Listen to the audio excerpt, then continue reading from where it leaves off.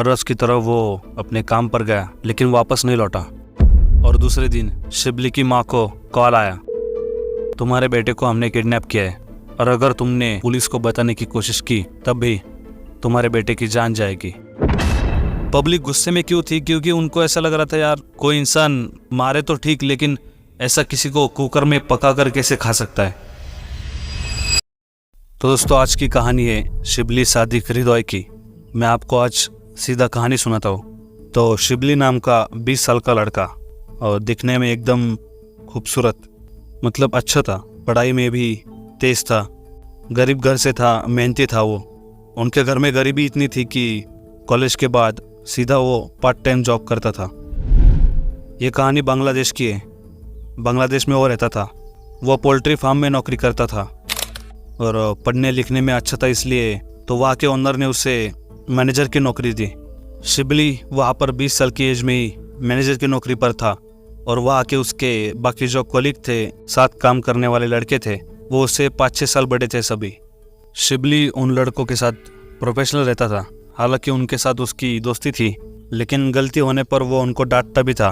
और ऐसा होता भी है, दोस्ती के वक्त और काम के वक्त काम ही करना पड़ता है। 28 अगस्त 2023 को हर रोज की तरह वो अपने काम पर गया लेकिन वापस नहीं लौटा। घर वालों को लगा कि ये बिजी होगा काम में, इसलिए लेट हो रहा है इसको। इसके पहले भी शिबली को 2-3 बार ऐसा लेट हुआ था, लेकिन पूरी रात हो गई, वो घर आया ही नहीं। और दूसरे दिन शिबली की माँ को कॉल आया। शिबली का ही कॉल आया था, लेकिन उसकी आवाज़ में वो एक घबराहट थी। वो बहुत डरा हुआ था। फिर शिबली ने माँ को बताया, माँ मुझे कुछ लोगों ने किडनैप किया है और मैं इस वक्त एक कार के अंदर हूँ। 12 घंटे हो गए। ये लोग मुझे धमकी दे रहे हैं कि मुझे मार डालेंगे। और तभी फ़ोन कट हो जाता है। फिर से एक बार कॉल आता है, लेकिन इस बार आवाज़ किसी और की थी। सामने से आवाज़ आता है कि तुम्हारे बेटे को हमने किडनैप किया है और अगर तुमने इस फ़ोन पर वापस से फ़ोन किया तो हम तुम्हारे बेटे को मार डालेंगे और पुलिस को बताने की कोशिश की तब भी तुम्हारे बेटे की जान जाएगी। तुम अगर तुम्हारे बेटे को सही सलामत चाहते हो तो 15 लाख टका हमें दे दो, हम जगह बताएंगे तुमको और इस फ़ोन पे दोबारा फ़ोन मत करना। 15 लाख टका उसके फैमिली के लिए बहुत बड़ी बात थी। वो गरीब लोग थे। टका बांग्लादेश की करेंसी है। अगले दिन फिर से फ़ोन आया तो शिबली की माँ गिड़गिड़ाने लगी, रोने लगी और उसने कहा कि वो किसी रईस अमीर ख़ानदान की औलाद नहीं है हमारा बेटा, हम बहुत गरीब लोग हैं। 15 लाख टका हमारे लिए नामुमकिन है लगभग। आज तक हमने 1 लाख टका ज़िंदगी में नहीं देखा, तो 15 लाख तो दूर की बात है। अगर हमने हमारा घर भी बेच दिया ना तो भी आप बोल रहे हो उतनी रकम हम नहीं दे पाएंगे। शायद किडनैपर को भी इनकी कंडीशन का पता था, इसलिए 15 लाख से शुरू हुई अमाउंट 2 लाख टका पर आके रुक गई। किडनैपर ने बोला कि ये तुम्हारे पास आखिरी चांस है, इसके बाद तुम्हारे बेटे को हम मार देंगे। 2 लाख टका तो आपको देने ही पड़ेंगे और हमने जो जगह और वक्त बताई है वहाँ पर आप आ जाओ और आपके बेटे को छुड़ा लो। तो 28 अगस्त को शिबली किडनैप हुआ था। सितंबर का महीना शुरू हो चुका था। 2 दिन की मोहलत दी थी उन्होंने और उसके बाद 2 सितंबर को डील डन हुई। और इतनी गरीबी होने के बावजूद सेविंग इकट्ठा करके, रिश्तेदारों से मदद मांग के उन्होंने 2 लाख टका जोड़ लिए। फिर 4 सितंबर को पैसे इकट्ठे करके दोपहर में किडनैपर्स ने बताई गई जगह पर शिबली के फादर गए। उन्होंने पुलिस को इसमें से कोई बात नहीं बताई थी, क्योंकि किडनैपर ने पहले ही बताया हुआ था कि अगर पुलिस के पास तुम गए तो हम शिबली को मार डालेंगे। इसलिए बेटे की जान बचाने के लिए उन्होंने पुलिस को नहीं बताया। फिर बताई गई जगह पर पहुंचने के बाद 2 लोग वहाँ पर आए। उन्होंने पैसे लिए और वो वहाँ से जाने लगे। तब शिबली के पापा ने बोला, हमने पैसे दे दिए और अब हमारा बेटा। तब किडनैपर्स ने बोला, आपने पैसे दिए हमें पता है और आप अभी डायरेक्ट घर जाइए, आपका बेटा आपको मिल जाएगा। तो उसके पापा खुश हो गए कि हमारा बेटा अब मिल जाएगा और वो भागते भागते घर पहुँचे। घर जाने के बाद उन्होंने बीवी से पूछा कि शिबली कहाँ है। फिर बीवी ने घबराते हुए कहा कि वो तो अब तक नहीं आया घर। इस शिबली के पापा ने कहा नहीं नहीं, उन्होंने वादा किया है, घबराओ मत, शिबली घर आएगा ही, ट्रैफिक में फंसा होगा, नहीं तो शायद उन्होंने उसे थोड़ा दूर किडनैप किया होगा, आएगा वो। फिर उसके माँ बाप घर के दरवाजे पर उसकी राह देखते रहे। रात हो गई, शिबली नहीं आया। दूसरा दिन आया, अब 5 तारीख, लेकिन शिबली का आता पता नहीं। 6 तारीख आ गई, फिर भी शिबली नहीं लौटा। अब 7 सितंबर की तारीख आई, पैसे दिए हुए 3 दिन बीत गए, अभी भी शिबली घर नहीं लौटा था। उन्होंने उसके मोबाइल पर फ़ोन करने की कोशिश की तो उसका मोबाइल स्विच ऑफ आ रहा था। अब उसके माँ बाप परेशान हो गए कि 3 दिन हुए पैसे दिए हुए, अभी तक हमारा बेटा घर कैसे नहीं लौटा। उसके माँ बाप रिश्तेदारों के पास चले गए क्योंकि अब किडनैप होते हुए उसे 10 दिन हो चुके थे। रिश्तेदारों ने उनको सलाह दी कि आप पुलिस के पास जाओ और आपको पहले ही जाना था, लेकिन वो नहीं गए। फिर उन्होंने उनकी बात सुनी और पुलिस स्टेशन जाकर उन्होंने सारी स्टोरी उनको बताई। पुलिस वाले पहले तो गुस्सा हो गए कि आपने पहले हमें बताना चाहिए था, हम आपकी तब बहुत मदद करते। लेकिन उसके माँ बाप ने कहा कि किडनैपरों ने हमें धमकी दी थी कि आप अगर पुलिस स्टेशन में जाओगे तो हम शिबली को मार डालेंगे। अब हम है तो गरीब लोग, लेकिन कुछ ना कुछ करके पैसे तो जोड़ सकते, लेकिन अगर हमारा बेटा मर जाता तो वो वापस नहीं आता, पैसे तो वापस आ सकते हैं, हमारी वो इकलौती औलाद है, इसलिए हम वो स्टेप नहीं ले सके। फिर पुलिस ने भी उनकी मजबूरी को समझा और उनकी कंप्लेंट लिख दी। पुलिस ने उनसे पूछा कि शिबली की या आपकी किसी रिश्तेदारों के साथ कोई दुश्मनी थी, तब उन्होंने कहा नहीं, किसी के साथ हमारी कोई दुश्मनी नहीं थी। फिर पुलिस ने उनसे कहा कि शिबली के बारे में आप छोटी छोटी बातें हमें बताओ। तो उन्होंने हर एक छोटी बात, स्कूल से लेकर कॉलेज तक, उसके रिश्तेदारों तक, सब कुछ पुलिस को बता दिया। लेकिन पुलिस को इसमें कोई बात नहीं लगी। तभी उसकी माँ को एक बात याद आई और उसने बताया कि कुछ महीनों पहले ही शिबली मेरे पास आया था। जब वो उसके काम से लौटा था तब उसने बताया कि पोल्ट्री फार्म में जो उसके साथ लड़के काम करते, उनके साथ उसका झगड़ा हुआ है और वो सभी उससे 5-6 साल बड़े थे। लेकिन मैंने 2 दिनों बाद उसे पूछा कि उस झगड़े के बाद क्या हुआ, तो फिर शिबली ने मुझे बताया कि नहीं, अब हम सभी में समझौता हुआ है। इतनी कुछ बात नहीं, वो छोटी बात थी, लेकिन पुलिस के लिए ये बड़ी बात थी। और पुलिस वहाँ से सीधा पोल्ट्री फार्म में चली गई। उन्होंने वहाँ के ओनर से बात की और उससे पूछा इस सब के बारे में।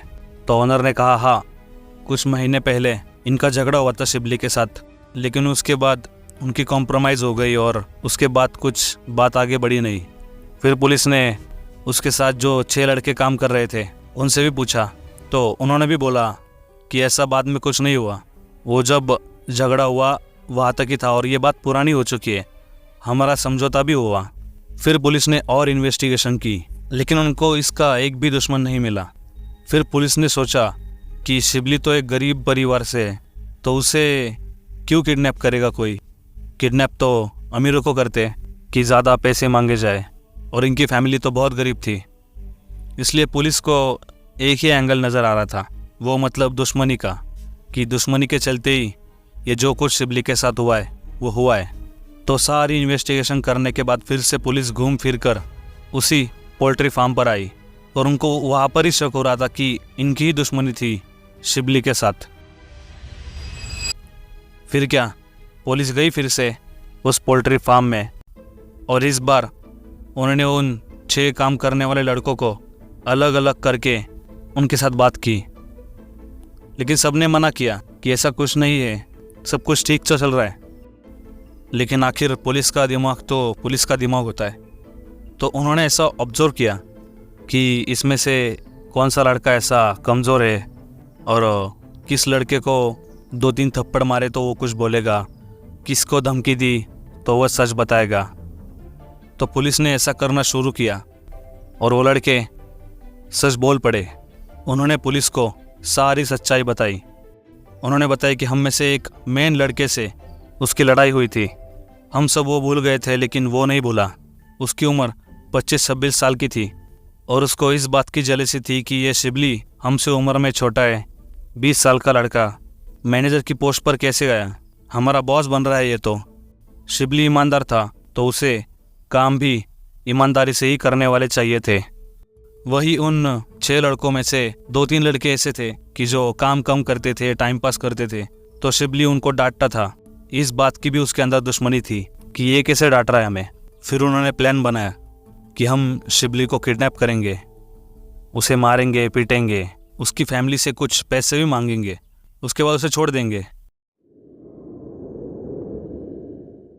फिर जब उसी रात शिबली अपना काम ख़त्म करके पोल्ट्री फार्म से घर जा रहा था, तब इन्होंने अपने रुमाल वगैरह बांधा चेहरे पे और उसे वहाँ से उठाया और उसके चेहरे पर काला कपड़ा डाला, उसे कार में बैठाया और किसी सुमसाम जगह पर लेके वो उसे गए। फिर वही जैसा मैंने आपको बताया कि उसको अगले 12 घंटे तक रखा कार में। फिर उसके घर वालों को फ़ोन लगाया, उसकी बात कराई। उसके बाद वो 15 लाख टका, फिर वहाँ से 2 दिन गए, फिर 2 लाख टका की डील डन हुई। लेकिन उन लड़कों को ये डर था कि इसके घर वाले कहीं पुलिस को ना बता दे, और इसके बाद जो बात हुई उसी वजह से ये सब कुछ इतना फैल गया। उन लड़कों में से वो जो किडनैपर थे, उनमें से 1-2 लोगों का चेहरा थोड़ा खुल गया और वो शिबली ने देखा। तब उनको ये डर लगा कि हम तो पैसे लेंगे और इसे छोड़ देंगे, लेकिन जब इसे छोड़ने के बाद ये पुलिस के पास जाएगा और बताएगा कि हम कौन है, किसने उसे किडनैप किया था, तब उन्होंने तय किया कि अब इसे मार डालना ही बेहतर होगा, और उसे गला घोंटकर उन्होंने मार डाला। फिर जब ये खुलासा हुआ तो हर एक के बयान लिए गए और सबसे पूछा कि लाश कहाँ है, तो उन्होंने बताया कि वहाँ की एक थोड़े ऑफ एरिया में पहाड़ी से हमने खाई में उसकी लाश फेंक दी। फिर पुलिस उस खाई में वहाँ पर ढूंढने के लिए चले गए, और जब उन्होंने वहाँ पर ढूंढा तो उनको एक वहाँ पर कंकाल मिला। उस कंकाल पर कुछ ऐसे शर्ट पैंट के ऐसे टुकड़े चिपके हुए थे, और शिबली के माँ बाप ने पहचान लिया उस पैंट और शर्ट की वजह से कि ये हमारा ही बेटा है। फिर उन लड़कों को गिरफ्तार किया गया। लेकिन इसके बाद एक और चीज़ बाहर आई। बात दरअसल ऐसी थी कि सबसे ज़्यादा गुस्सा जिसको था शिबली पर, वो 26 साल का लड़का था, और उसे हर बार ऐसा लगता था, वो कभी नहीं चाहता था कि शिबली मेरा बॉस बने, वो मैनेजर बन के हमें ऐसा डांट रहा है। उसे बहुत गुस्सा आता था इस बात पर। उसका नाम था ओमोंग चिंग। शिबली का कत्ल हुआ तब ओमोंग चिंग ने उसके बॉडी के कुछ टुकड़े कर दिए। इतना गुस्सा था देखो उसका, और कुछ टुकड़ों को उसने कुकर में पकाया और खाया। ऐसा दरिंदा था वो। और फिर जब न्यूज़पेपर के द्वारा बांग्लादेश के लोगों को ये बात पता चली कि इसने ऐसे किया है कि उस बच्चे को सिर्फ मारा नहीं बल्कि उसके कुछ टुकड़ों को कुकर में पकाकर खाया है, तो वहाँ के लोग गुस्सा हो गए बहुत। वहाँ के लोगों को बहुत गुस्सा था, क्योंकि जब जिस रात ये बात पता चली तब पुलिस ने ओमोंग चिंग को अपने कस्टडी में लिया। वो इतने गुस्सा थे कि उसे पुलिस के हाथ से हटाकर, मतलब उसे ऐसे खींचा और उसे वो बहुत पीटने लगे। पुलिस की गाड़ी भी जलाई लोगों ने, इसमें 2-3 पुलिस वाले भी जख्मी हो गए। पब्लिक गुस्से में क्यों थी? क्योंकि उनको ऐसा लग रहा था यार कोई इंसान मारे तो ठीक, लेकिन ऐसा किसी को कुकर में पका कर कैसे खा सकता है। इस बात का बहुत गुस्सा था, और भीड़ ने उसे इतना मारा ओमोंग चिंग को कि वो जगह पर ही मर गया, उसकी वहाँ पर ही मौत हो गई। तो पुलिस ने कुछ स्मोक ग्रेनेड्स वहाँ पे डाले